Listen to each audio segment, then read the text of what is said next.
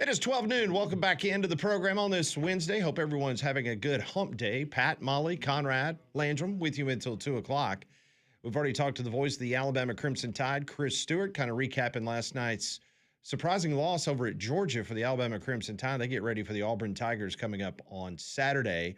Also, Brian Edwards from Vegas Insider gave us a few games to look for tonight in regards to college basketball. And we're now joined on the Higginbotham hotline as each and every week. And this is his go time. And we're talking about our bracketologist, bracketeer.org. Also, you can find his work there at the Field of 68. Rocco Miller. Rocco, is this like Christmas morning for you getting ready for all these conference tournaments? Because, man, we're fired up and we're hitting down deep in this deep college football territory. Well, if this counts as Christmas morning, I must get like 14 Christmases. That's because right. Every day we wake up, we got 14 days of this. This is only day 3 of the start of the conference tournaments.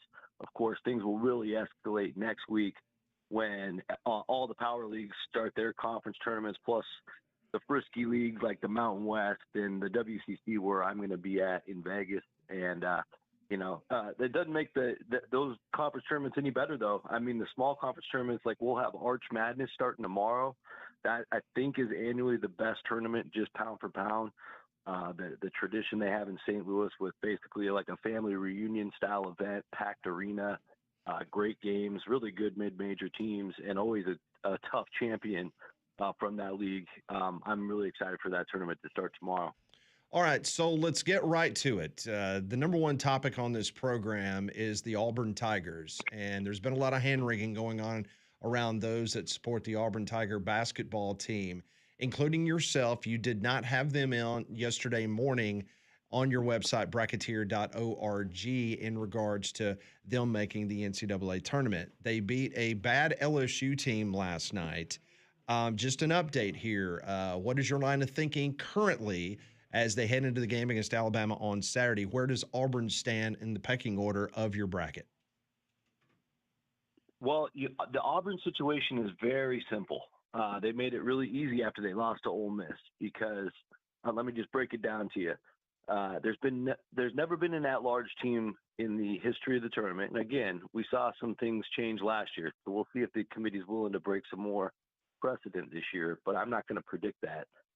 There's never been a team selected with more than 15 losses. So we know Auburn's got that magic 14 number, and we know if they are an at-large team, that will mean they will have lost another game in Nashville, right? They have to win the SEC tournament to stay at that same amount of losses. And so with that being said, it all comes down to the game against Alabama at this point. I said before yesterday's game, I was on a few other programs and basically just said they have to go 2-0 this week. And if they do it, they're in because out of the teams that have gotten in with 15 losses, Auburn fits that criteria. They got the big road win at Florida. They beat St. John's way back in November.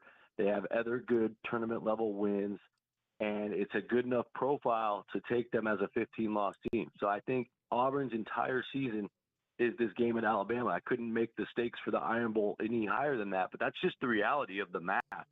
Because they lose that game to Alabama this weekend, then they'll have 15 losses. And, of course, that 16th loss has historically been 100% a TKO for any team that wants to get in that large bid. So assuming they're not going to break any norms this year and include a 16-loss Auburn team, I think this is the whole season's on the line in this Alabama game. You just broke it down for us beautifully, Rocco, but we've been talking about eye test, and the eye test, Auburn certainly hasn't passed it down the stretch, even with a win last night and a win over Kentucky at home. Even if the metrics told the NCAA tournament committee, this team, they're in, what if eye test is so glaring, like it is with Auburn? How much does that factor in to the committee members? Well, I think depending on who you are and where you're from, it matters a lot. And that's the unfortunate part of this era right now. Like, I think if this was 10 years ago, that could get scrutinized, heavily debated, and maybe Auburn would still be left out because of the way they've played lately. But I think nowadays, I mean, let's just be honest, college sports, especially college football and college basketball, are big-time revenue-generating sports, the two biggest. And the SEC and the Big Ten have all the power. And so the chances of me seeing an Auburn team that's very selectable if they get there with a win and plus you got to imagine if they win at Alabama this week, that they're going to have a great resume for a bubble team. Just to have those 2 wins at Florida, at Alabama would be much better than most of the bubble teams' top of the resume. Now, you don't like all that losing, but I just think in this day and age, like all the power in the room with the SEC, Greg Burns, the veteran of the room now, with Bubba Cunningham not being in there, he'll be able to stick. Even though Auburn is the rival of Alabama, his job is to represent the SEC. He did an incredible job last year, helping persuade the other members to get a record 14 teams. And again, I largely disagreed with Texas last year. I thought 13 was plenty enough to still keep the SEC happy, but he was able to get every single possible team in last year. And so I think if there's an angle to do that this year, he'll do it again. So that's where my head is with the projection, because so much of this is art and science and watching basketball, but the rest of it is there's still politics and power in play. And if you're an Auburn fan, that's good news for you, because if there's a way to find an angle to get Auburn in, like they will try everything. So I just think that's where we're at right now in 2026. All right. So I know you've laid it out beautifully in regards to your line of thinking with Auburn, whether they can get in the tournament or not. Is there a scenario that if they do beat Alabama on Saturday and all these other teams that are on that proverbial bubble, and I'm talking about the Virginia Techs, USC's, Indiana's, California, San Diego States, and there's probably a few other more, and there's going to be some upsets in these conference tournaments, is Auburn susceptible for being bubble burst, so to speak, even though they beat Alabama? Or you think there's no doubt if they beat Bama, they're in? Well, that's a good question. I mean, you always have to account for the bid steals and the possible, upsets throughout championship week. We might get 2 bids in the MAC, of course, if Miami, Ohio doesn't win their tournament. The Mountain West is wide open, and most of those teams aren't penciled in right now. Basically, just Utah State is. And so, yeah, we should have a little bit of chaos next week. But I just think with Auburn, they're like out of all the bubble teams, you got to pick a couple of them still, even if some of the spots get taken away. And with them, in this one example, like I'm looking at them as a win at Florida and a win at Alabama and a win over St. John's. It's just at the very top of the resume. All the clues we got from the actual committee during that bracket preview show a couple Saturdays ago was that they are really concentrating on the top of the resume. Part of why they gave Iowa State a 1 seed that day. Now, Iowa State's not going to be a 1 seed now, but that's just really, you could tell the way that they made some of those decisions on the margins. Top of the resume wins was top of mind. And so if they're looking at Auburn versus like VCU or Auburn versus New Mexico or Auburn versus Santa Clara, there's no way those other 3 teams can match those types of wins. It's a little unfair because they didn't get to play those types of games, but that's just the way the committee is really going down that road with the conversation. So even if Auburn's compared to Ohio State or Indiana, like Ohio State and Indiana don't have those types of wins. I still think even if we lose spots, I just think Auburn's going to find a way in if they get this Alabama win on the road. And we're going to have some compelling TV this weekend that's going to set up these conference tournaments, but bubbles could be burst. Rocco Miller, our resident bracketologist, thebracketeer.org, joining us on the Higginbotham hotline. I'm looking at your site right now. In by not much, Ohio State out of the Big Ten. Knocking on the door, an Indiana team that's been in a lot of discussion. Those 2 teams play on Saturday. Is that potentially a win and you're in for Indiana and lose and you're out for Ohio State? I know a lot of different things happen, but is that a potential scenario? Potential. I just think Indiana's got work to do in general. They actually host Minnesota tonight, and it's easy to overlook. They, of course, need to win that. And they lost to Minnesota last time. They played them on the road and lost. Tonight's a home game, so that's a must win. And then this game on the road at Ohio State will help a lot because Indiana doesn't have much in terms of road wins. They did win at UCLA. It was an overtime game, a little not convincing, but UCLA's win over Nebraska last night makes that win for Indiana a little more impressive this morning than it was a day ago. That's the funny thing about bracketology, guys, is you're always rooting for the teams that you beat to make you look better. Right. And they got a little bit of help last night from UCLA. But the problem for Indiana is they've had like 9 road chances like this, and they're 1-8. They just got that one. That's why we're talking about it. So for them, I think it's really important to get the Ohio State road win. Mainly, not only to just get another win on the sheet there that looks impressive, but just to get to at least 2-8. I mean, even then, you could easily leave Indiana out if you want to, but that gives Indiana a fighting chance to get in. So I think for them, they probably have to win both, and then it's still not a guarantee. It's not a win and in. It's a win, and then we're going to really, really take a deep look at them. That home loss last week to Northwestern was really brutal for the Hoosiers. But I don't think anybody's feeling too sorry for them after they won the college football playoff. Rocco Miller joins us for a few more minutes, as he does each and every week as we get ready for Selection Sunday. That's just 11 days away. I want to get your thoughts on Miami of Ohio. They won last night 74-72 over Toledo. They extend their obviously incredible winning streak to 30 games. They're 17-0 in the MAC. Bruce Pearl had some interesting things to say on national television in regards to what he thinks should happen if they were to lose and not win their conference tournament. Where does Rocco Miller stand on Miami of Ohio and what potentially could happen? Yeah, it's been a fun week, right? It's been a great week. Yeah. I remember seeing that tweet come up like in the first 5 minutes it came up. I just happened to be looking, and then I did not realize it was going to be discussed for like 7 more days or however many days it's been, 5 days. But good stuff, definitely good stuff. I think the Miami, Ohio thing, just like Auburn, has gotten to a very simple place because I think if Miami, Ohio wins on Friday, that's their last game of the season at Ohio, their rival, to another MAC level game. That will give them a perfect regular season, 31-0, 28-0 against Division I. And I think if they win that game, they're in no matter what. I just cannot envision a world where the committee leaves a team that went perfect for the entire season out, and they would just have a maximum of 1 loss. Even if they lose the very first game in Cleveland where the MAC tournament will be played. I think where it gets maybe interesting is if they lose this game on Friday and then they don't make the championship game. I think that's where maybe the only scenario left for them to be left out would be. But right now, a lot of the math is in their favor because the NCAA is really harping on this wins above bubble tool that you got introduced last year. And not to waste all your time on how it's calculated, it's an accumulation tool. So every time you win a game, you're adding on to your total. And by the end of the season, there's only supposed to be around 45 or maybe 40 teams that are above 0.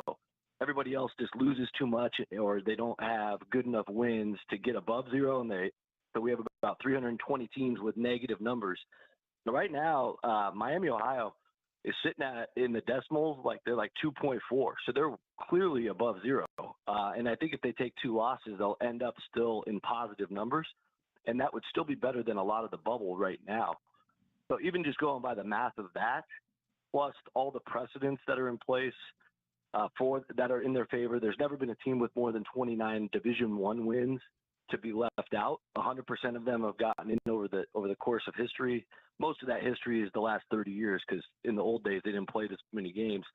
But I think that's really important as well because right now they're 30-0, but they're 27-0 in Division I. So I think the magic number is either 2 more wins total or just win this game on Friday. And I also think they'll get in that way. So very high likelihood they're getting in. And I'll just wrap it up by saying this team is all back together this season to win the MAC tournament because they got their hearts broken last year by 2 points in the championship game. So no matter what we're talking about right now, once they get to Cleveland, they're going to be so dialed in that I'm not going to be picking against them. Their entire mission this season is to win that tournament. It's more important to them, I think, than anything that happens in March Madness. Rocco, I've caught a little bit of Miami of Ohio. You've watched a lot more of them. How do they stack up potentially in the NCAA tournament? Is this a team we could be talking about come, Sweet 16? Well, I kind of hope so. They're beautiful to watch because they're so connected. Like they anticipate where each other's going to be. They space the floor very well. They shoot the ball so well. They create a lot of great looks.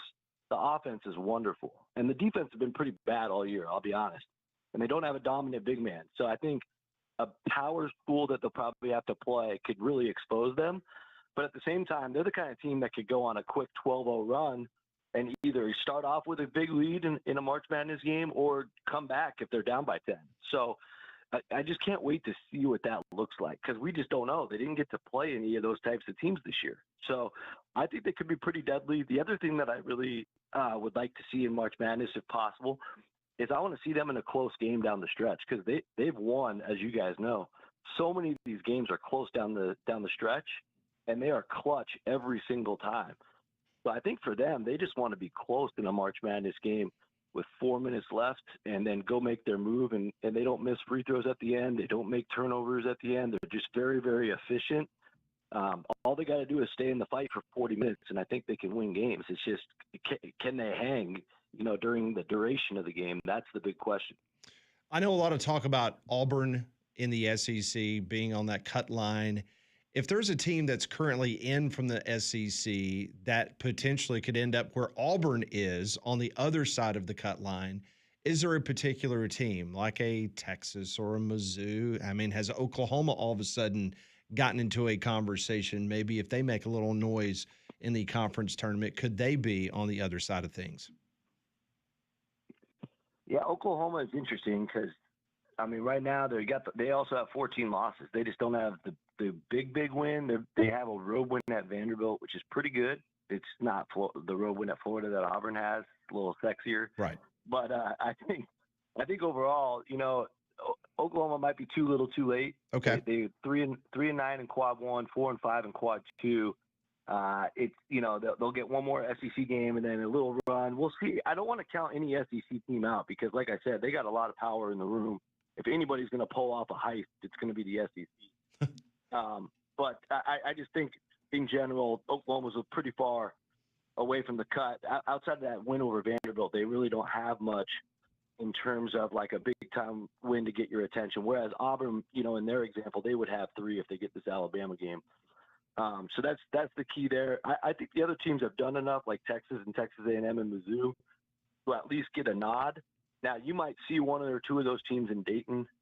Missouri definitely kind of reeks of a team that might end up in Dayton if they lose to Arkansas this weekend because their net is down there at 59th right now. And a lot of times when the committee does the seeding, it goes by some of those power numbers more so than the resume numbers. And Missouri's, I think, the lowest ranked net team in the at-large picture. So there's a decent to good chance they'll end up in the first 4 in Dayton, unless they win that game. If they win that Arkansas game, they're going to look a lot prettier, and they'll end up back in the 10 to 9 seed area of the bracket. You have 5 teams that are competing for that 1 seed there at the bracketeer.org. Duke, Michigan, Arizona, UConn, and the Florida Gators. Florida right now a buzzsaw. If I gave you 2 teams out of that grouping of 5 to pick to be playing for it all, not knowing what the bracket looks like, who would it be? That's such a good question. I think Duke right now is going to get there just because it's so boring to pick that. I hate picking that. They're so good. But yeah, if you know Cam Boozer's story, like his whole, I guess since he was 13 years old, whether it was a school championship or a summer championship, he's won every championship. Like he's never not won a championship at all on all the basketball teams he's played on since he was 13. And that makes me wonder, how am I going to pick against this guy, especially the way they showed up against Michigan a couple Saturdays ago in a true heavyweight fight, NCAA tournament style setting. So I guess I would go Duke there. I think on the other end of that, Florida's the team that obviously impresses the most, but they've built most of that confidence against SEC teams. I want to see what it looks like against non-conference teams. That could be interesting. But Duke, Florida makes a lot of sense to me. I've been high on Illinois all year. I know they're up to 7 losses now, and they've had to reintegrate Kylan Boswell. But if they can get things going again, they present so many matchup problems. I mean, they have multiple 7-footers. They got 6'10" guys that can play the wing and set screens. They're just a matchup nightmare. But they've got to get things rolling here quickly. I'd like to see them win the Big Ten tournament, and then they'd be pretty dangerous going into March. This is going to be a lot of fun. He is Rocco Miller. He's our resident bracketeer. He's the best in the business. You can go and find the site there at bracketeer.org. Rocco, awesome as always. Thank you. So informative. It's going to be a fun weekend, and I think it's going to be a really exciting March Madness. I think so too. I think we're going to get some upsets starting in round of 32. It's always fun to talk to you guys. Thanks again. We'll do it again soon. Sounds good, Rocco. Be well. Rocco Miller joining us once again, bracketeer.org on the Higginbotham hotline. You deserve solutions that are built for you. Higginbotham's your one-source solution for insurance, financial, and HR services. Just a couple days ago, Eastern Birmingham got hit hard. The pounding rain, heavy wind, golf ball size hail, the kind of weather that you can do real damage to your home and your roof. You need to call Abide Roofing today, 205-577-7338 for a free roof inspection. That's Abide Roofing. I lived in the epicenter of the storm last week, and I've seen Abide Roofing out everywhere. They're checking homes. They're getting started on putting new roofs and repairing shingles that have been knocked off because of the damaging wind. So even if you don't see those missing shingles, that doesn't mean that you're in the clear. That's where Travis Lloyd and his outstanding roofing team is ready to serve you at Abide Roofing, 205-577-7338. It's free. It's a no-obligation roof inspection. They'll come to your house. They'll get on top of your roof. They'll take a look, and they're going to give you an honest assessment. If there's work that needs to be done, they can deal with your insurance company. That's what they did for me just a couple years ago. So get started today, 205-577-7338, or go to their website for more information about Abide Roofing. That's ABIDE roof.com. From your first call to your final inspection, Abide Roofing puts you first, and I'm a walking example of that. They do outstanding work, and they're ready to help you if your home has been damaged or you just want the peace of mind of knowing everything's good to go. Abide Roofing, 205-577-7338. More three-man front on this Wednesday. We'll kind of dissect what the bracketeer just told us. That's next on Three-Man Front.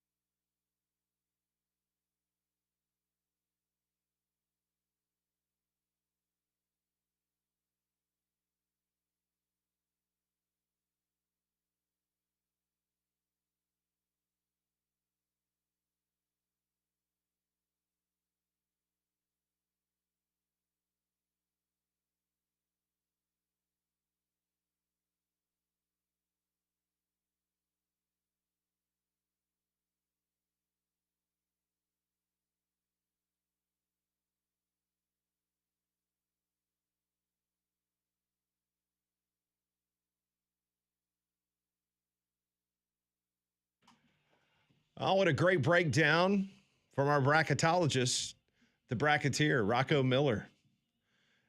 Auburn wins against Alabama. They're in the tournament. Boom. Comes down to that. Yep. Conrad, Alabama, you could be good conference mates. I don't think that's how that one works. No, it doesn't. It should be a raucous crowd knowing that Auburn's tournament is on the line. Well, and I mean, for me personally, I don't think it was the worst thing in the world to lose that game last night and have a chip on your shoulder going into Saturday. Or go into a tailspin. Is that a laugh yawn combination? It was. Well, I was gonna Wait till yawn. you get older. I was gonna yawn, and then he made me giggle. And then when he made me giggle, it kind of created a laugh yawn. Wait till the sneeze fart starts. Man, yeah. So some of these, the SEC women's basketball tournaments getting started in Greenville. Yeah. And some other conference tournaments on the women's side, they're getting started. And we've seen all this press about this fancy court that the Big 12 has, right? You know, the fancy digital court. Because I've seen. It's not ADHD friendly. I'll say that. Yeah, there's a lot going on. If you have ADHD, it's a tough venue to watch. So there's a writer that covers the Utah Utes, and he is at the Big 12 tournament, and they got the floor. And if you have not seen, you can do a Google search, or It's you a can really neat idea. I mean, yeah, it's fascinating. Just the level of technology. It's a digital court. Obviously, they can change logos. They can even run commercials during breaks. I mean, all sorts of interesting stuff. But anyway, so this guy, what? He's causing a racket in there. I don't know what he's doing. Please continue. So the digital court, this is something that the writer that covers the Utah Utes, he said the following. He says, the major design flaw so far that there is no half court line during the game except for in the logo on the court, which I think that's problematic. That would be I would think so. But here's the other one. Also, any courtside seats cannot serve drinks because of the digital court. Oh. Yeah, that's a tough sell.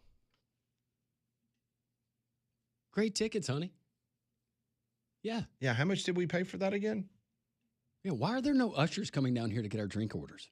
Now, I know you're watching a video now of kind of a display, and it had the half-court line. But according to this writer, it says one major flaw so far is that there's no half-court line during the game except for in the logo, which is tough to see. Also, courtside seats now can't serve drinks because, obviously, the fear of someone spilling their drink or a basketball hitting somebody's drink and falling on the court. So the line goes away at times. That's what it is. is. It's got LEDs where it's solid, and then it goes to a lighter color, which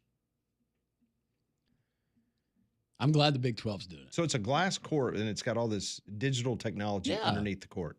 This would be my concern, and maybe this is something that they are protected against, would be somebody being able to potentially hack into because from what I understood, it was controlled by an iPad, is the video I saw, and somebody maybe being able to find a way to project a image or something. Like we got at the Browns training facility that year when somebody walked into the lobby and there was.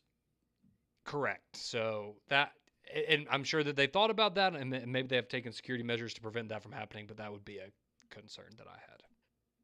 It would also be very funny, but potentially. This is the kind of court I would want to see for a all-star game. Professionally. Yeah. And you're doing it in a Big 12 conference tournament. So why not? I commend, once again, Brett Yormark and the Big 12 thinking outside the box and coming up with stuff that is standalone. But that court, it's cool. It's tough for someone like me to consistently follow a basketball game with all of that going on. ABS glass floor. And I'm watching an interview with a guy, and he looks like he's smart enough to develop something like that. Looks young, too. He does. Very young. He's probably a billionaire. We will get to your text messages on the text line 205-834-9450. Just perusing more bracketology. Interesting. Bama flirted with the 3 line. Now I just saw CBSSports.com. They've got him. Jerry Palm's got him as a 4. So he's also got Nebraska as a 4. That's as low as I've seen Nebraska. It kind of surprises me. Yeah. He's got Kentucky still at a 6. I think Kentucky's going the other way. And based on the way they're playing, and I realize your entire resume matters, but keeping Florida off that 1 line would be tough right now. Yeah, the number ones, according to Jerry Palm right now, Duke, Michigan, Arizona, and UConn. And I understand those have been the teams. Florida got off to a rocky start, but since that Auburn loss, just won your last 2 conference games. One at home against a ranked Arkansas team that's a tournament team. Last night against not a good team and not a tournament team. But you won your last 2 games by 34 in conference play. Yep. We will continue on this Wednesday edition of 3-Man Front.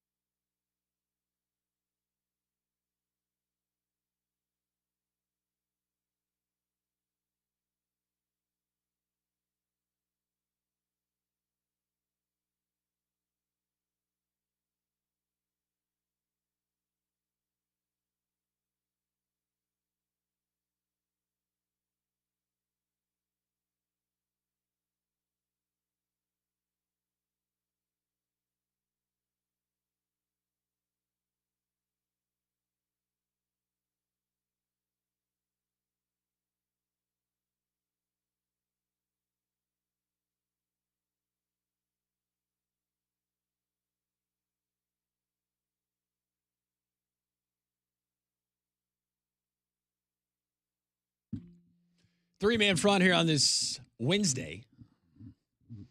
Great visit with Rocco Miller, our resident bracketologist. Also, Chris Stewart, voice of the Alabama Crimson Tide. Brian Edwards, our Vegas insider. All of that available at jocksfm.com and the Three-Man Front podcast. Best way to interact with us each and every day, and so many of you do a great job of doing it. It is the Jocks text line, 205-834-9450. If you're just checking into the show, there's a lot going on. We've got bets with Conrad and Don, apparently a bet with one of our great listeners, Howie. Let's get to those texts now. This one, in fact, is from Howie. I'll tell you what, I'm going to hold on that one. This one reads, the IBOB, Iron Bowl of Basketball, on Saturday is shaping up to have Auburn be a sneaky, dangerous team. Bama, beware. Well, that was the whole thing with the Don and the line. I'd just be happy with a win. It's going to be a good game. See if you'll answer this one. Tony asked, what was the ULM mascot doing last night on the sideline in the game between ULM and Old Dominion? Conrad. All right, let me just puppets. Go puppets here. Well, I was thinking more, it's a game that you play and you've got two teams and they're fighting over a rope. Mm-hmm. And what the name of that game is typically referred to as. Maybe that gives you a better idea of what was going on with the mascot. Okay. I don't know how I can be any more clear than that without. Yeah. I feel like that was a pretty good comparison. It is ULM basketball, so it's not going to be an easy picture to probably find. No. I don't even know where it was sent to me by somebody. I don't even know where it was. There's two things, in my opinion, in the picture. One is very obvious. One, just open up your mind, and I think is some great symbolism. Yeah, and you pointed that out, and that actually is. There's a lot to process. All right, so your search of the day, look and try to find the picture of the ULM mascot and the two cheerleaders. Yeah, there you go. Yeah, yep. This one rolling in. Saw a discussion about velocity. They were debating different ERAs and fastball velocity. Fact I didn't know, today's radars measure the speed right after release. In the past, didn't hear the dates, the speed was measured when it crossed the plate. So release of the hand as opposed to when it crosses the plate. I did not know that. I did not either. That's interesting. And I'm assuming, I could be wrong, but I'm assuming that you'll get a little more velocity right out of the hand as opposed to when it's across the plate. I don't know. Another one for Conrad. You're popular. Oh, yeah. Woo-hoo. Hey, can I get the address where I can ship Conrad his new Miami Dolphins Kyler Murray starting quarterback jersey? And ask him if it's true that Tua is in Tuscaloosa today filing paperwork in court to get his eligibility back to start at Alabama next year. Him and Betty Yako can be in the same dorm room together. That's funny. First off, I would not be surprised at all if Kyler Murray ended up being the Dolphins quarterback, but I don't think Tua's come back to Alabama. But I would always welcome him back with open arms. I wish him well with the Cardinals probably next year. Just a little swap. Pat, you're a friend and I love you, but you have to go to Nicaragua. Cigar Cowboy, who drove down there. Oh, yeah, he did drive. Yep. He sure did. Steve, Braves fan. Has Jurickson Profar been suspended for the Netherlands team from the World Baseball Classic? Yes. It would have been funny if they were playing the Braves in their exhibition. Ooh. This one out of Virginia. Maybe I come back in at the wrong times. I can't help but notice Conrad, not a big USA guy, kind of out on the USA. It's got Daffy Duck and sickle. The hammer and the sickle. Yeah. I just want to know what percentage of our audience actually thinks that I don't love this country, because I think it's way more than I would like it to be. There's only one way you can. Well, I got to wait 4 years. earn your patriotism back. I know. 4 Do years. something very patriotic. No, You don't have to 2 wait. years. Oh, yeah, Summer Olympics. Summer Olympics. Mhm. I'm telling you, I will overcompensate and be the biggest World Baseball Classic fan you've ever seen. But Well, You Is better show it, Conrad? you better show it Friday because they're playing Brazil. I, You better come to the show ready for action. I look good in green. Someone asking if you're pulling for Team Canada today when they play baseball. No, I'm not. All right, Pat, Yes. save this one. Last text. This is Howie. Bet for Conrad. If Bama wins straight up on Saturday, I'm going to buy him chicken feathers Tuesday at Social Taco. Oh, that's very nice. Very If- kind. It's very nice. Auburn wins, we get an invite to the pool party at the house. Yes. That's a no-brainer. I love it. Way to go, Howie. Sounds like it's a deal. So, Pat and I will help. We'll send the catering. We'll do a fruit tray. yeah, Something light and refreshing We'll out get by some- the pool hey, for you kids. we'll get some chicken fingers from Crafts on 280. Mhm. Yep. Buy you a couple floats. Yep. Or do you like just to use the noodles? Just a noodle, probably. Just I no would think. floats, just the noodle. I'm He looks like a noodle guy. I'm a noodle guy. Yeah, he likes to straddle the noodle. I and heard just you're a soak noodle guy, in the by the pool. way. Yeah, absolutely. They got the Do you like the wet girthy noodles? ones now. You like the wet noodles? What's the what's the circumference of the pool? The pool. I don't know. I don't know the circumference. All right, Will you so measure that when you get home? Yeah, I'll let you know. all right, so we're recapping. So you and Don have a bet for the game. The spread is Alabama 8.5. And if That's the spread we made up. yeah, Yes. but if Don wins, you buy him lunch, right? Yeah, so if Auburn covers or wins just outright, yes, then I have to buy Don lunch. And if Alabama covers and wins, then he buys me lunch. And apparently, if Alabama wins, I get chicken feathers. And if Alabama loses, I'm having a pool party. It's a How lot ma- to keep up with. How many people can you have at this pool party? Like, how big is your pool deck? How big is your area so that If we're going La Vila The and we're stacking, how many people can we get in the pool? Side by side. I mean, you could probably get a dozen people in there. Okay. The deck is actually bigger than the house square footage wise. So That's are a you big going to deck. have some 2,300 square feet. Goodness gracious. And the owner or the guy that I bought the house from built it by hand. Hire Green Day to come play. Yeah. Oh, it has set. He said he used to have bands come and play. It has set up for amps and everything out there. It's very cool. Nice. So will you have some form of lottery for people? To enter to Well, I meant Enter to win. because there's a lot of people at Social Taco that would love to be a part of this pool party. So So think do you about that. You're going to get hurt feelings. Right. If we So don't. do you have a Yeah. lottery so that people will have the eligibility to come to this to be part of the party? sure, lottery sounds good. Do they bring a housewarming or maybe something for the pool? Or swimwear? Is swimwear optional? It's encouraged, highly encouraged. Would you allow just cut off shorts in the pool?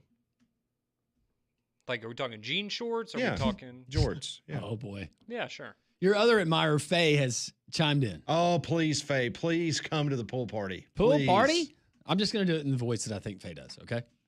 Okay. Is that offensive? Do you need a couple cigarettes and a shot of bourbon?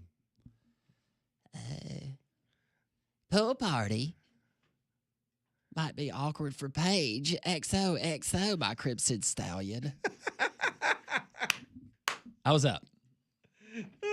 Her That was good. Crimson Stallion. That's good. That's That's a funny. new one. That's good. I like that. Need to frost those tips, baby.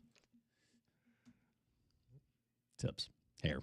She cuts hair. You know, I envision like right now, Paige is walking around the hospital, you know, doing really important stuff. Oh, she has no idea. in her career, Yeah. and people are stopping her in the hallway. Oh, I hear about the great pool party you guys are throwing at your house. Jason says, I'll make a $500 donation, a three-man front's charity of choice for the pool party invite. How about that? Now we're getting people to offer money for charity to come to Conrad's and swim. Love it. The pool's not that great, I promise. With 11 of your closest friends, It's it's about going to the be awesome. fellowship. What are you talking about? It's Well, we the could get 24 in there if everybody gets on somebody's shoulders. T-shirts, Fellowship of the Pool. You've guess- already called Don. Don't worry. You got it. Does Conrad treat the pool like his shower? Does he pee in the pool? He has not been in the pool yet, right? No, the pool's not open yet, but I will pee in the pool, yes. It's my pool. Fat Joe, he's in. He said we need to have a belly flop contest. Okay, Yes. that would be. That'd be good. Fat Joe could win.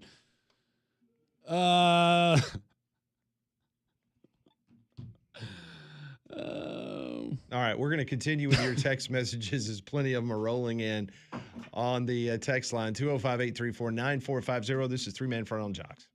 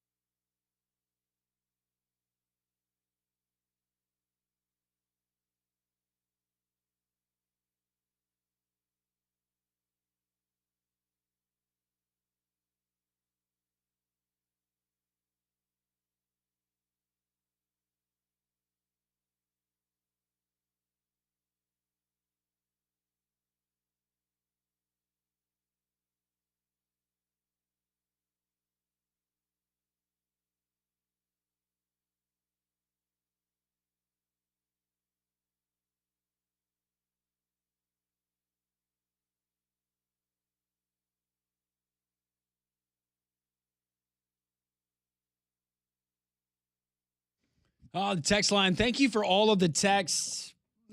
They're just rolling in constantly.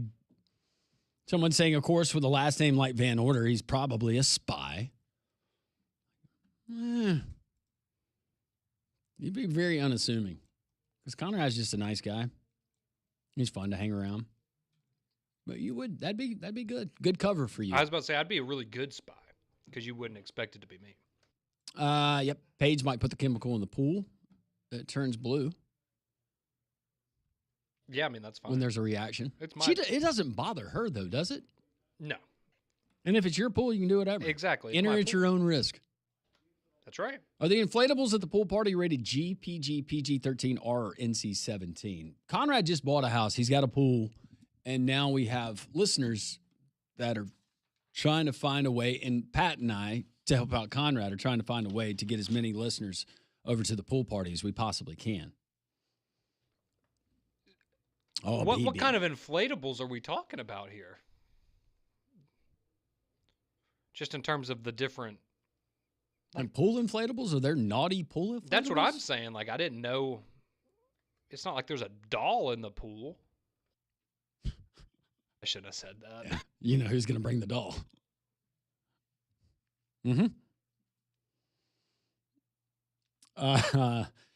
BB says, I actually read tarot and oracle cards for clients.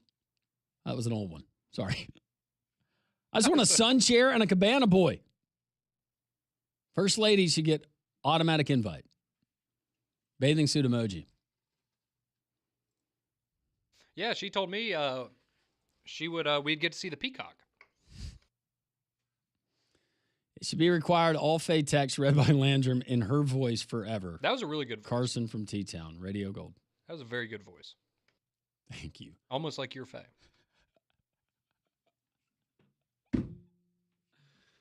There's another one from Faye.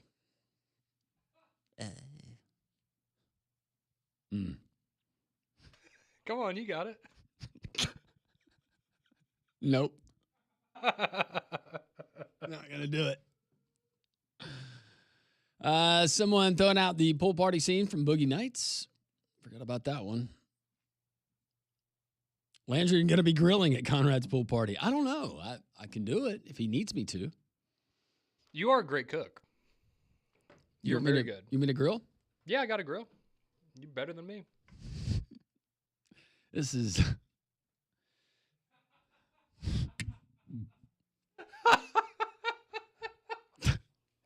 Jim texts in and says, I will be Faye's inflatable. Oh, goodness gracious. Oh, that's so good. That's so good. Steve from Tuscaloosa, when Conrad describes his pool, I'm visualizing the pool from Boogie Nights. Have you seen Boogie Nights? Haven't seen Boogie Nights. Okay. Is that a good thing or a bad thing? He plays an adult film star. Ah. That kind of movie. It's Mark Wahlberg. I've heard of it. I just haven't seen it. Yeah.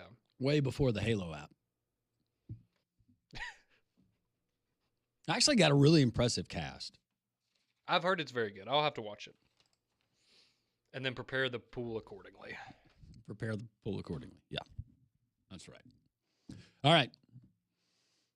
As if it could get any more fun, it's going to get more fun. We have a lot of your texts that we're going to sift through. We're going to filter. We'll try to get to those. Bracketology. What did Rocco Miller tell us? Auburn fans, if you missed it, Alabama fans, if you missed it, you want to hear it. It's really important. Sets things up for this weekend in Tuscaloosa. That and so much more. The Wednesday edition of Three Man Front rolls on right here on Jocks.